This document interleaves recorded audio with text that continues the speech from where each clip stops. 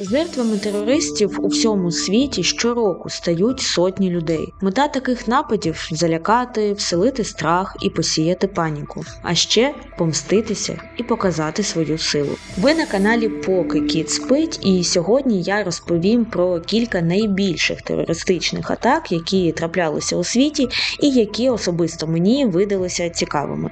А також розповім про кілька кейсів, коли терористи знищували росіян, бо про таке просто гріх не згадати. Як тільки мова заходить про теракти, перше, що спадає на думку багатьом, це переважно теракти в Іраці, Сирії чи під керівництвом людей звідти. Або ж теракти у Західній Африці, де, на секундочку, лише за перші півроку 2023-го було зафіксовано 1800 таких атак. Словом, географію ви зрозуміли, але я пропоную відійти від тієї частини світу і згадати про найбільший теракт в Австралії, бо чому ні?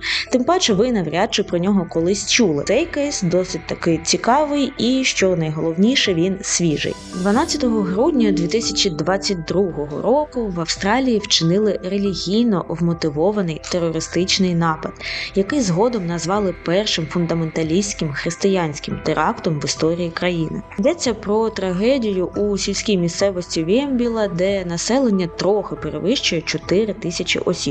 12 грудня поліція приїхала туди, аби розібратися у ситуації зі зникненням чоловіка на ім'я Натаніель Трейн. Він нібито не виходив на зв'язок ще з 9 жовтня, а 4 грудня його колишня дружина написала заяву про зникнення. Логічно, що поліцейські приїхали поговорити з родичами, братом Гаретом Трейном і дружиною цього ж брата Стейсі. Та як тільки 4 офіцерів підійшли до будинку, по них відкрили вогонь. 2 поліцейських спочатку поранили, а потім, коли вони вже лежали на землі, застрелили насмерть. Ще одна офіцерка, яка між іншим була новобранкою, спробувала сховатися чи то у траві, чи то у кущах, аби врятуватися. Тоді ті, хто тільки-но холоднокровно розстріляв її колег, підпалили хащі. Вони хотіли, щоб дівчина або згоріла живцем, або вискочила, аби її можна було пристрелити. Чоловік, що мешкав по сусідству, помітив дим, і він вийшов на двір, аби перевірити, чи не почалася пожежа. Його застрелили пострілом у спину. 4-й поліцейський дістав поранення в ногу. На щастя, воно не було смертельним, і хлопець встиг дістатися до машини і сховатися там. Після стрілянини зловмисники повернулися в будинок і опублікували в мережі відео з результатами своєї діяльності. А ще заявили: вони прийшли вбити нас, а ми вбили їх.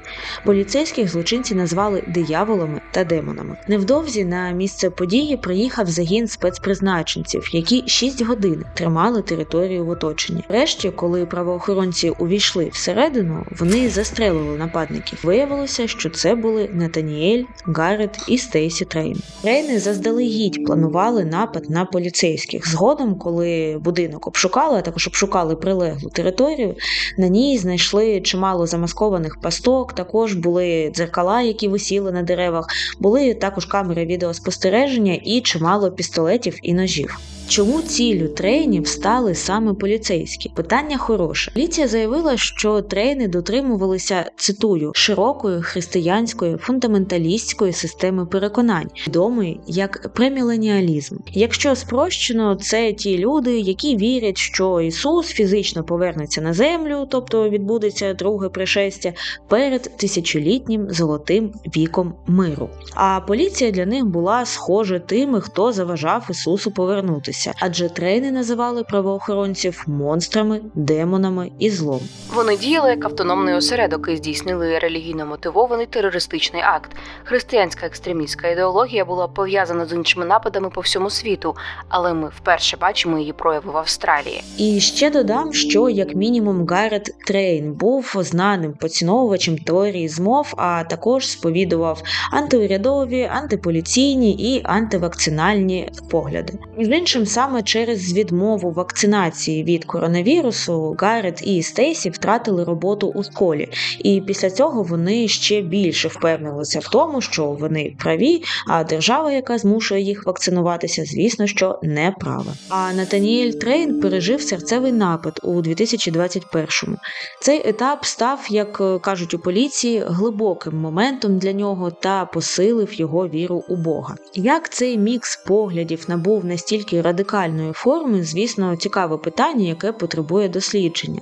Але відомо, що у грудні 2023-го в Америці заарештували чоловіка, якого підозрюють у причетності до цієї стрілянини в Австралії. За даними слідства, за кілька місяців до трагедії він надсилав Трейнам ідеологічні повідомлення про, цитую, «християнський кінець днів». Суд у цій справі ще триває. І так, попри те, що кількість загиблих тут загалом разом із нападниками сягнула 6 осіб, це наразі найбільший саме теракт в історії Австралії. А у мене для вас є найбільший кіт в історії цього каналу. 5600 у тротиловому еквіваленті, між іншим. Я не буду розкривати твою вагу. Так от, якщо хочете, щоб кітик і далі приходив у відоси, не забувайте підтримувати розвиток цього каналу. Є Монобанка, є Донателло і є спонсорка на Ютубі. Тим паче на спонсорів чекає 2 додаткових унікальних відео. А у нас на черзі найбільший теракт у Європі. Теракт над Локербі, який стався у 1988 році. 21 грудня над цим невеличким шотландським містечком підірвали пасажирський літак, що прямував за маршрутом Франкфурт, Лондон, Нью-Йорк, Детройт. Згодом виявилося, що бомбу терористи сховали в радіомагнітолі Тошиба і поклали пристрій у валізу. Через вибух літака загинули 270 людей. Це були пасажири, члени екіпажу, а також мешканці містечка, на яке впав літак. Спочатку у теракті підозрювали Іран і палестинське бойове угрупування, яке підтримує Сирія. Річ у тім, що напередодні 3 липня 1988 року крейсер військово-морських сил США помилково збив іранський авіалайнер над Перською затокою. Через цю помилку загинули 290 людей, які були на борту, а Іран поклявся помститися. Але врешті розслідування вказало на інших винуватців. Насправді завжди будуть існувати різні теорії щодо того, хто дійсно спричинив весь цей жах, але наразі є лише одна версія, яку офіційно підтримав суд. У 2001 році шотландський суд, який засідав у нейтральних Нідерландах, постановив, що літак підірвала лівійська розвідка, але за підтримки держави, якою тоді правив диктатор Муаммар Каддафі. Знайшли і конкретних винуватців, яких згодом віддали під суд. Цікаво, що Лівія тривалий час не брала на себе відповідальність за цей злочин. Лише у 2003 році країна змінила позицію. Хоча, знову ж таки, багато років по тому син Каддафі заявив, що вони зробили це лише для того, аби зняти санкції, які наклали через те, що Лівія не видавала винуватців трагедії. Навіщо Лівія підірвала літак? Це хороше питання. Річ у тому, що лівійські і американські відносини ніколи не були простими. У 1986 році американські і лівійські військові обстріляли кораблі одне одного. У тому ж році, але місяцем пізніше, стався вибух на берлінській дискотеці, яку часто відвідували саме американські військові. Тоді загинули 3 людей, з-поміж яких 2 американці. США заявили, що вибух влаштував Лівія. Після цього Америка розпочала точкові удари по країні, якою правив Каддафі. Вибух літака став свого роду відповіддю Каддафі на дії Америки. А містечко у Шотландії постраждало просто тому, що знаходилося на шляху, яким прямував літак. Насправді теракти – це дуже страшно. Емоційно складно витримувати навіть згадки про такі події. Складно дивитися на архівні фото і відео. Тому, аби ви трошки відволіклися і видихнули, я пропоную подивитися, як одні терористи знищували інших терористів. Згадувати про те, як росіяни вдало сходили на пікнік у березні цього року якось банально, тому я все ж таки раджу вам переглянути разом зі мною кілька епізодів про те, як терористи знищували житлові будинки на болотах. Отже, 1996 рік. Теракт у житловому будинку в Каспійську. На вулиці Леніна у будинку номер 58 мешкали переважно сім'ї військовослужбовців Каспійського прикордонного загону Північно-Кавказького прикордонного округу. Дев'ятиповерхівка, в якій вони проживали, стояла за цією адресою приблизно до 2 години дня, 16 листопада. Але раптово з'ясувалося, що хтось напередодні не полінувався закласти в будинок бомбу. За різними оцінками, її потужність складала від 30 до 150 кілограмів у тротиловому еквіваленті. Скажімо так, було досить гучно. На практиці все виглядало так. Коли бомба вибухнула, одна з секцій будинку повністю розсипалася, а решта були дуже сильно ушкоджені. Під завалами тоді опинилися 106 осіб, а в кінцевому підсумку загинули 67. Ось що казав військовий, який мешкав у тому будинку і вижив. Перше враження було, що вибух у замкненому просторі. Хлопок був такий, як потрійне відлуння, але трохи пришвидшене. Не одинарний, а такий, про який я міг би припустити, заряд зробили у 3 місцях. Основною версією тоді болотяні слідчі назвали помсту прикордонникам з боку кримінальних структур. Нібито офіцери прикордонної служби відмовилися відкривати для контрабандистів на кордоні з Азербайджаном канал, яким би перевозили зброю чи наркотики. Але далі цих заяв справа так і не пішла, і винних у теракті так і не нагородили, тобто так і не покарали. Далі 1999 рік. 8 вересня о 23:59 на землю посипалися стіни і опори 9-поверхівки у Москві. Це був перший великий теракт у столиці, кадри якого показали по всіх телеканалах. Вибух повністю зруйнував 2 під'їзди будинку номер 19 по вулиці Гур'янова, а вибухова хвиля зачепила і сусідній, 17-й. Внаслідок теракту загинули 106 осіб, а 690 отримали поранення і травми різного роду. Цікавий момент. Вибухівку заклали на 1-му поверсі будинку, а привезли її туди під виглядом цукру.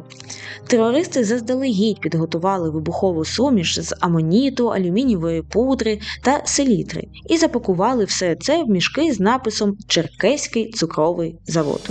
Що я можу сказати? Цукор дійсно шкодить здоров'ю. Це доконаний факт. Так, я знаю, що дехто з вас може сказати, мовляв, які підколи, це недоречно, люди загинули, нехай вони і росіяни. Звісно, я все розумію. Тому, якщо ви хочете полегшити страждання нещасних росіян, обов'язково закидайте гроші за ось цим QR-кодиком, який зараз бачите перед вами. З кожним вашим донатом життя нещасних росіян налагоджується. Так от, організаторами і тими, хто фінансував теракт, росіянський суд визнав еміра Аль-Хатаба і Абу Умара. Це керівники незаконного збройного формування Ісламський інститут Кавказ. Ці люди разом з найманими бойовиками нібито мстилися за Дагестанську війну. Зловмисників, як заявили в РФ, ліквідували. Хоча є і альтернативна версія. Згідно з нею, теракт організувала ФСБ та інші структури Російської Федерації, аби врешті привести до влади Путіна. До речі, цей вибух був не єдиним у 99-му. Напередодні, 4 вересня, було дуже гучно у місті Буйнакськ. Там вибухнула вантажівка поблизу житлового будинку, внаслідок чого загинули 64 особи. А 13 вересня пролунав вибух у будинку на Каширському шосе у Москві. Тоді загинули 124 особи, а сама багатоповерхівка була вщент зруйнована. Втім, і на цьому терористи не зупинилися. За 3 дні, 16 вересня, о 6 ранку, поблизу 9-поверхівки у Волгодонську здетонувала вантажівка. Всередині неї було чимало вибухівки. Тоді постраждали 310 осіб, а загинули 19. У цих нападах звинуватили чеченців, але прикметно те, що вже 30 вересня, тобто буквально за пару тижнів після усіх цих трагічних подій, росіяни завдали удару по Грозному, і тоді почалася Друга чеченська війна. Висновки робіть самі, а я поки що нагадаю вам про інший кейс. В Америці найбільшою і найстрашнішою атакою терористів і досі є та, що трапилося 11 вересня 2001 року. Тоді 4 групи терористів-смертників захопили 4 пасажирські авіалайнери, що належали двом великим авіаперевізникам США. Вони планували вразити символічні та важливі будівлі для американців. У результаті цієї атаки загинули майже 3000 людей і майже 9000 були поранені. Близько 9 ранку перший літак врізався у північну вежу торговельного центру, а за 20 хвилин те саме зробив другий, тільки вже у південну вежу. Менш як за 2 години обидва 110-поверхових хмарочоси впали. Третій літак втрапив у будівлю Міністерства оборони США – Пентагон, а четвертий впав у полі у штаті Пенсильванія. За однією версією, він мав врізатися у будівлю Капітолію у Вашингтоні – це місце перебування Конгресу США, а за іншою – у Білий дім – це президентська резиденція. Але пасажири літака стали чинити опір терористам, і врешті він не долетів до жодної з цих точок. Насправді, я взагалі не збиралася згадувати про цей кейс, але все ж таки робити відео про найбільші терористичні атаки і не згадати про 11 вересня, якось як мінімум нелогічно. Тим паче, поки я готувала матеріал, я знайшла відповідь на питання, яке мене дуже довго хвилювало. Чи були серед терористів професійні пілоти? Виявилося, що 4 групи викрадачів очолювали навчені пілоти, які пройшли курси навчання у приватних льотних школах Сполучених Штатів. У теракті тоді звинуватили терористичну організацію Аль-Каїда. Її лідер Усама бен Ладен взяв відповідальність за атаку на себе лише через 3 роки. Мотивацію пояснили тим, що США і їхні союзники розпалювали конфлікти в ісламському світі. Більш ґрунтовно про теракти 2001-го в Америці ви можете дізнатися на каналі Ферид говорить, бо у мене тут коротенько і поверхнево, а там все досить детально і глибоко. Ось такі історії, кутусики. Пишіть, чи ви чули про них, і також пишіть про те, які ще теракти ви знаєте, і які з них вас особливо вразили. Або взагалі пишіть що-небудь у коментарях, це завжди корисно для просування відео. Не забувайте про вподобайку, підписку і, звісно, що про донат. Усі лінки знайдете в описі до цього відео. Також дивіться мега-тематичний ролик про те, як вербують до терористичних організацій і як саме люди стають смертниками. Побачимося!